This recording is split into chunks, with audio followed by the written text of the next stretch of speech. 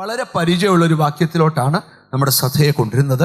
യോഹന്നാന്റെ 1-ാം ലേഖനം 2-ാം അധ്യായത്തിൻ്റെ 27 28 വാക്യങ്ങൾ. 1 John chapter 2 verse 27 and 28 നമുക്ക് വായിച്ചു കേൾക്കാം.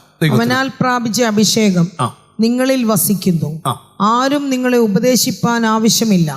അവന്റെ അഭിഷേകം തന്നെ നിങ്ങൾക്ക് സകലവും ഉപദേശിച്ചു തരികയാലും അത് ഭോഷ്കല്ല, സത്യം തന്നെ ആയിരിക്കാലും അത് നിങ്ങളെ ഉപദേശിച്ചതുപോലെ നിങ്ങൾ അവനിൽ വസിപ്പീൻ.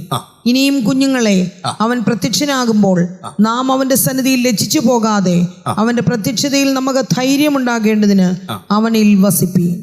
യേശുക്രിസ്തുവിന് 12 ശിഷ്യന്മാര് ഉണ്ടായിരുന്നെന്ന് ബൈബിൾ നമ്മെ പഠിപ്പിക്കുക. 12 ശിഷ്യന്മാരെ കൂടാതെ കർത്താവിന് 70 ശിഷ്യന്മാരുടെ ഉണ്ടായിരുന്നു. അതുകൂടാതെ വലിയ ശിഷ്യന്മാരുടെ ഗണങ്ങൾ കർത്താവിന് ഉണ്ടായിരുന്നു. ഈ 12 പേർക്കകത്ത് 3 പേര് വ്യത്യസ്തരായിരുന്നു.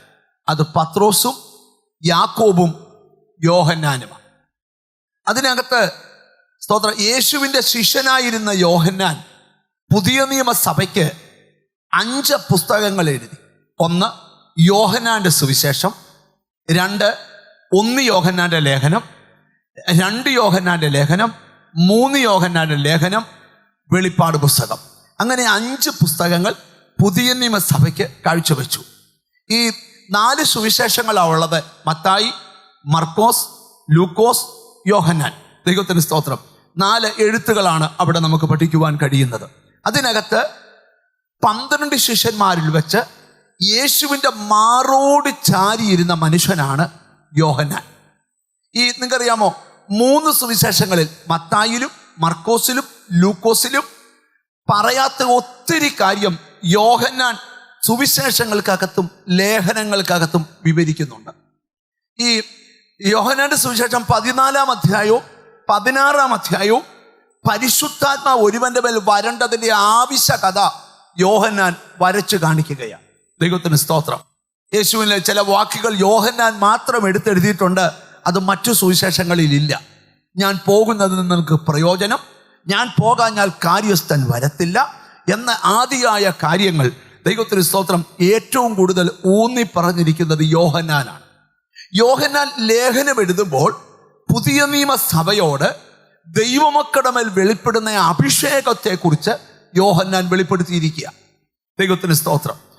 യേശുക്രിസ്തുവിനോട് കൂടെ നിന്ന യോഹന്നാന് പുതിയ നിയമസഭയോട് പറഞ്ഞുള്ള ഒരൊറ്റ കാര്യമാണ്: നിങ്ങൾ ലൈഫിൽ എന്തും നേടിയില്ലെങ്കിലും പരിശുദ്ധാത്മാവിനാലുള്ള അഭിഷേകം നിങ്ങൾ നേടണം. ഒരു നല്ല ഹല്ലേലൂയ പറഞ്ഞാട്ട് നിങ്ങൾ ശ്രദ്ധിക്കണം. ദൈവത്തിന് സ്തോത്രം. ഈ അഭിഷേകം എന്ന് പറയുന്നത് സ്തോത്രം, ഒരാൾ യേശുക്രിസ്തുവിലേക്ക് വരണമെങ്കിൽ പരിശുദ്ധാത്മാവിൻ്റെ സഹായത്തോടെ അവൻ യേശുവിൽ വരാൻ പറ്റത്തുള്ളൂ. സ്തോത്രം. അപ്പം പരിശുദ്ധാത്മാവിൻ്റെ സഹായത്തോടെ അവൻ യേശുവിൽ വന്നാലും ഓർക്കണം, എപ്പോഴും പിടിച്ച കാട്ടിൽ തിരിച്ചുകൊണ്ട് കെട്ടുവാൻ പൈശാചിക ശ്രമങ്ങളുണ്ട്. അതുകൊണ്ടാണ് അഭിഷേകം പ്രാപിച്ചവൻ അങ്ങനെ നിൽക്കരുത്. ആത്മശക്തി, ആത്മനിറവ്, ആത്മനിയോഗം, ആത്മനടത്തിപ്പ്, ആദിയായ സ്റ്റെപ്പ് ബൈ സ്റ്റെപ്പായി അഭിഷേകത്തിലേക്ക് ഒരു ദൈവ പൈതൽ വളർന്നു വരണം. ദൈവത്തിന് സ്തോത്രം. 3 അന്യഭാഷകൾ ലഭിച്ചു എന്ന് പറഞ്ഞ് അതിൽ ഒതുങ്ങുന്നതല്ല. ഈ ദിവസങ്ങളിൽ നിന്റെ മേൽ ആത്മനിറവും ആത്മശക്തിയും ആത്മനിയോഗവും ആത്മനടത്തിപ്പും ഒക്കെ കർത്താവ് തരട്ടെ എന്ന് ഞാൻ ആത്മാർത്ഥമായി പ്രാർത്ഥിക്കുക. നോക്കിയേ, യേശുക്രിസ്തുവിൻ്റെ മാറോട് ചാരിയിരുന്ന യോഹന്നാൻ്റെ ജീവിത അനുഭവങ്ങളാണ് യോഹന്നാൻ തൻ്റെ ലേഖനങ്ങളിലും സുവിശേഷങ്ങളിലും ഒക്കെ വിവരിച്ച് എഴുതിയിട്ടുണ്ട്. നമ്മൾ പത്രോസ് ലേഖനം എഴുതിയപ്പം മറുരൂപമലയിൽ പോയ അനുഭവം പത്രോസ് എഴുതി. ഞങ്ങൾ നിർമ്മിത കഥകളെ പ്രമാണിച്ചിട്ടല്ല, ഞങ്ങൾ അവൻ്റെ മഹിമ കണ്ട സാക്ഷിയാണ്. ഏതാ? മറുരൂപമലയിലെ അനുഭവമായി എഴുതുന്നത്. ഇവിടെ യോഹന്നാൻ മാറോട് ചാരിയ യോഹന്നാന് വെളിപ്പെടുത്താനുള്ളത് പരിശുദ്ധാത്മാവിൻ്റെ അഭിഷേകത്തെക്കുറിച്ചാണ്. ഞാൻ തുടക്കത്തിലെ ഒരു സന്ദേശം പറയാം. വലിയ വീട് വാങ്ങിച്ചില്ലെങ്കിലും വലിയ ഫ്ലാറ്റ് വാങ്ങിച്ചില്ലെങ്കിലും ഒരു കുഴപ്പമില്ല. പക്ഷേ പരിശുദ്ധാത്മ നിറവ് നിനക്ക് വേണം, പരിശുദ്ധാത്മ ശക്തി നിനക്ക് വേണം. അത് നിന്റെ ജീവിതത്തെ ഇളക്കി മറിക്കും. ഓ ഹല്ലേലൂയ. നിങ്ങൾ ശ്രദ്ധിക്കണം, ഈ അഭിഷേകം എന്താണ് എന്നൊക്കെ നമ്മളൊന്ന് പഠിക്കാൻ പോവുക. യേശു ക്രിസ്തു സ്വർഗാരോഹണം ചെയ്യുന്ന കാര്യം ലൂക്കോസ് അപ്പോസ്തല പ്രവൃത്തിക്കകത്ത് വിവരിച്ചിട്ടുണ്ട്. യേശു ക്രിസ്തുവിന്റെ സ്വർഗാരോഹണം നമ്മൾ ശ്രദ്ധിക്കണം. മത്തായിയിലും ദൈവത്തിന്റെ സ്തോത്രം സുവിശേഷങ്ങൾക്കകത്ത് ചില ഭാഗത്ത് യേശുവിന്റെ സ്വർഗാരോഹണം വ്യക്തമായി വെളിപ്പെടുത്തിയിട്ടുണ്ട്. എന്നാൽ ലൂക്കോസ് ആണ് യേശുവിന്റെ സ്വർഗാരോഹണം അപ്പോസ്തല പ്രവൃത്തിയിൽ വ്യക്തമായിട്ട് എഴുതി വെച്ചത്. ഈ സ്വർഗാരോഹണത്തിന് തൊട്ടു മുമ്പ് അപ്പോസ്തല പ്രവൃത്തി നമുക്കൊന്ന് എടുക്കാം. ദൈവത്തിന് സ്തോത്രം. 1-ാം അധ്യായം നമുക്ക് ഒന്നെടുക്കാം. ദൈവത്തിന് സ്തോത്രം. വളരെ നല്ല ചില വാക്യങ്ങൾ നിങ്ങളുടെ മനസ്സിലോട്ടൊന്ന് കൊണ്ടുവന്നിട്ട് ഈ ദൂതിലോട്ട് ഞാൻ വരാം. 1-ാം അധ്യായം നിങ്ങളൊന്ന് എടുത്തേ. ദൈവത്തിന് സ്തോത്രം. ഹല്ലേലൂയ. 3-ാമത്തെ വാക്യം നിങ്ങളൊന്ന് വായിച്ചേ.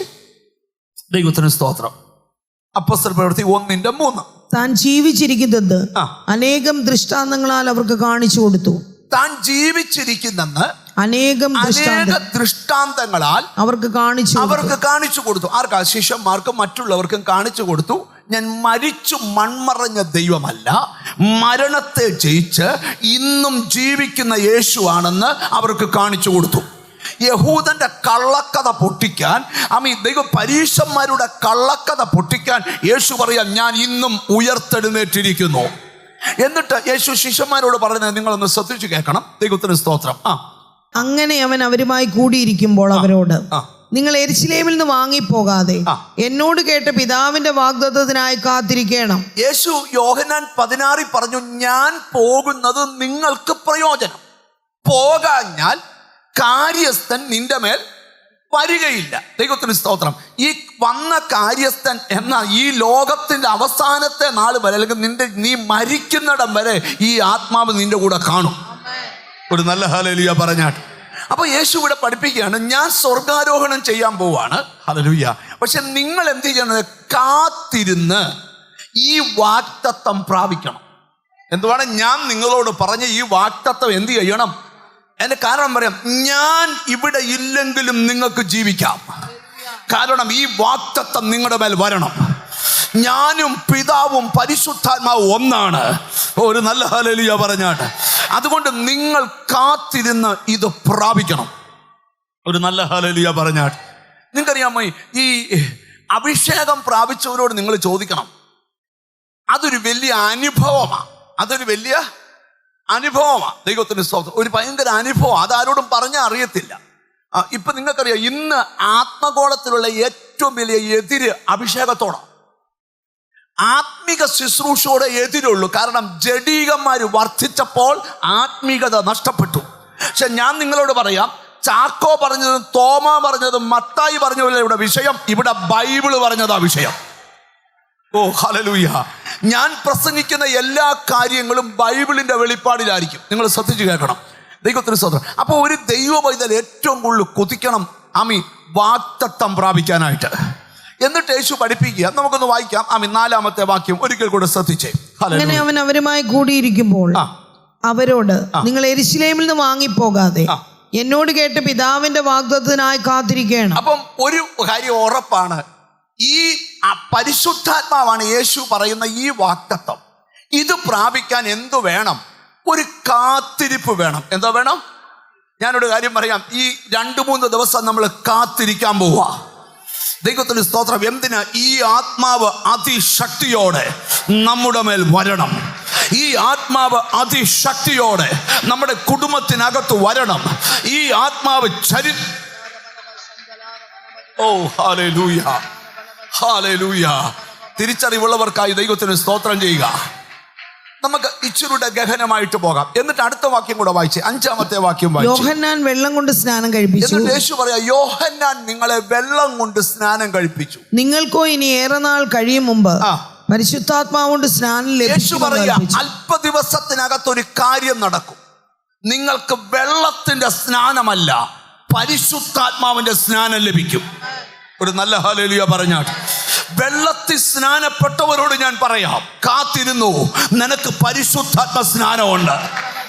ഓ ഹല്ലേലൂയ.